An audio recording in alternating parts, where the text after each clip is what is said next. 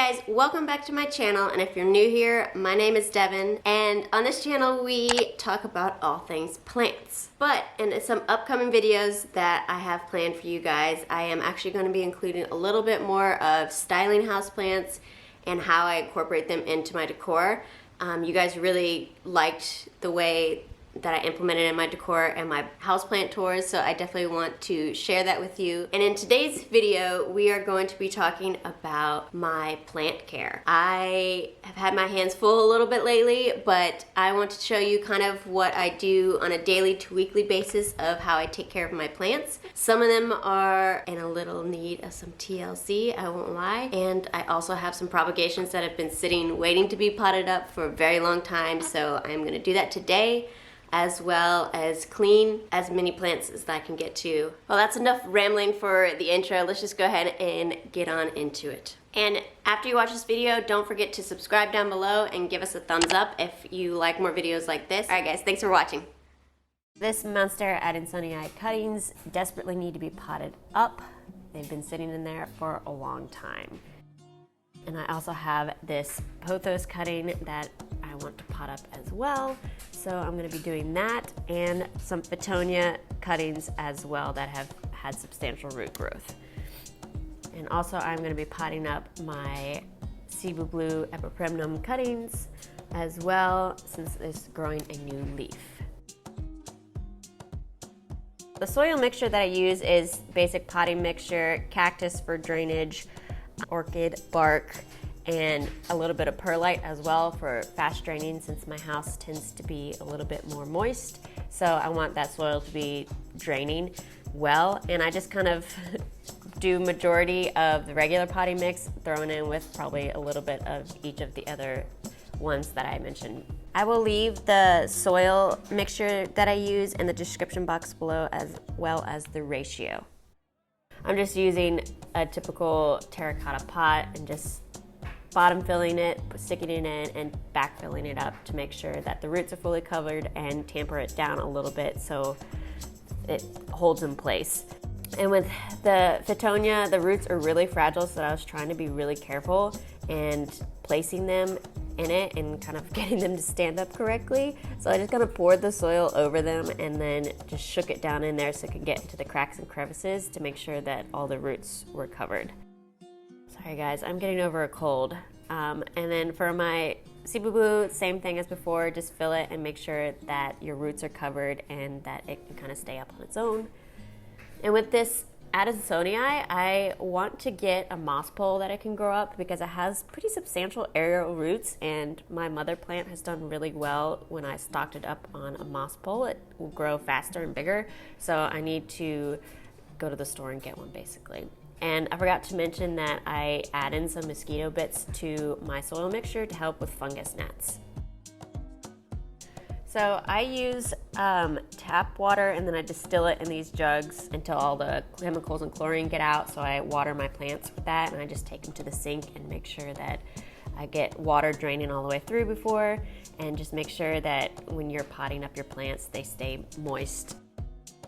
My typical watering schedule, I don't really have one, but when I first started out, I would kind of pick a day and choose to check around my house and figure out what plants need to be watered most. And now I just kind of scan the room and figure out what plant looks like it needs watering. For cleaning, I just grab a fiber cloth, wet it, and spray some neem oil on it just to shine the leaves and clean the leaves of any dust and pest as well. Make sure when you're cleaning your leaves to be as gentle as possible. I like to go on top and underneath the leaves as well. And if you don't have neem oil, you could also use diluted dish soap. I try to clean my plants at least once a month if I can remember. So I kind of just go through each one of my plants and kind of stick my finger in and do the soil test to see how dry it is. And if it's, dry within 1 to 2 inches, then I'll water it and I'll pick it up and see if it's heavy. And if it is, then I'll put it back and it doesn't need any watering. Some plants just get yellow leaves like this Syngonium, so I'm just gonna go ahead and trim off some of the dead leaves with it.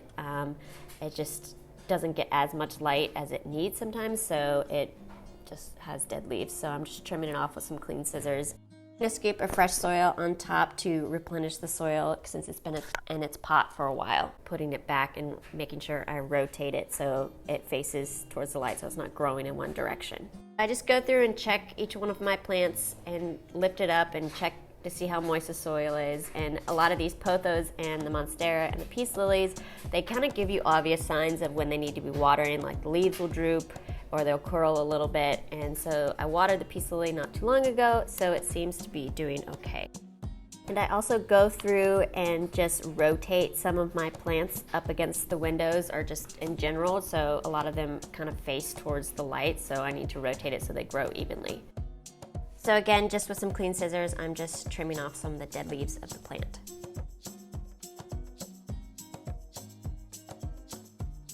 With this plant, I noticed that it was not doing so well, but honestly guys, I didn't even get to that today, so I will get to that another day. But I am just checking again to see if any plants need watering, drooping, and I noticed that my fern has a little bit of brown leaves, so I'm just gonna take that down and trim it off and make sure it gets a good watering, because ferns like their soil to be more moist. I'm planning on redoing these plant shelves pretty soon, so watch out for that video, but I did order some humidifiers so my ferns and different plants could get more humidity throughout the day. So I'm going through and just checking all the plants on the shelves to see if the soil's dry, lifting them up, and then if they are, I'm bringing them to the sink to be watered. My peperomias, I kind of squeeze the leaves to see if they are thicker, and if they're not, they usually need watering, but that one seemed okay. With this Dracaena, the leaves started to curl a little bit at the end, and the soil was pretty dry since it's in a terracotta pot, so I went ahead and watered that as well. So as you can see, I was double checking the moisture in the air, and it's usually around 50 to 40% in my kitchen, but due to the recent rain that we've had, it's actually been up more around the 60s. For a lot of my plants, I literally just lift them up, and if they feel light, then I know that they'll need watering. And it may seem a bit weird or excessive that I bring all of my plants to my sink to water them, but a lot of them don't have trays underneath them, and I just like to be able to have them drain all the way through. I don't know, it's just part of my routine that's stuck. It also gives me a chance to inspect the plant pretty thoroughly if there's any pest involved or anything that needs to be checked out with the plant. What are some of your guys' watering routines? Let me know in the comments down below. I'm excited that my big ZZ finally has a new growth stalk, and it's so big, and I'm just really excited about that. I like to check the leaves to make sure they're not super dusty, and if they are, I'll give it a good clean with the neem oil and water combination on a rag, just so it's gentle and gives it a good clean.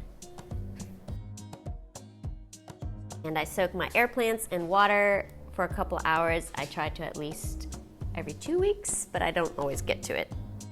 Checking out some new growth on some of my plants up on the mantle and just seeing if they need any care, like dead leaves or any watering needs, but most of these seem to be doing pretty good.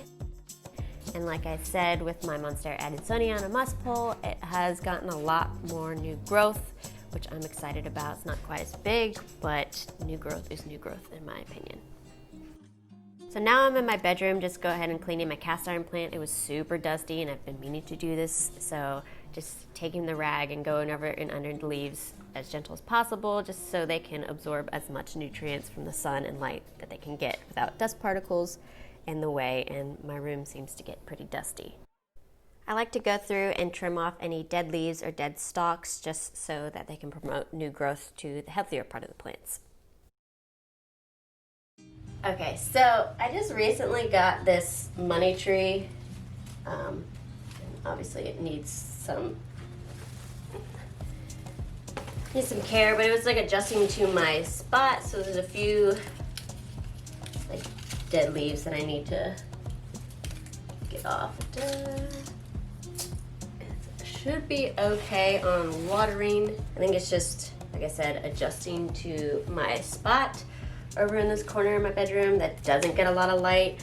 It is a relatively low light tolerant plant, but I'm thinking this corner might be just even too low light for it. So I am going to have to figure out a, a better spot for it in this room. But baby's bassinet he's in his crib now, so the spot where his bassinet gets a little bit more light, so maybe I'll move it there in the future when I can move everything else around.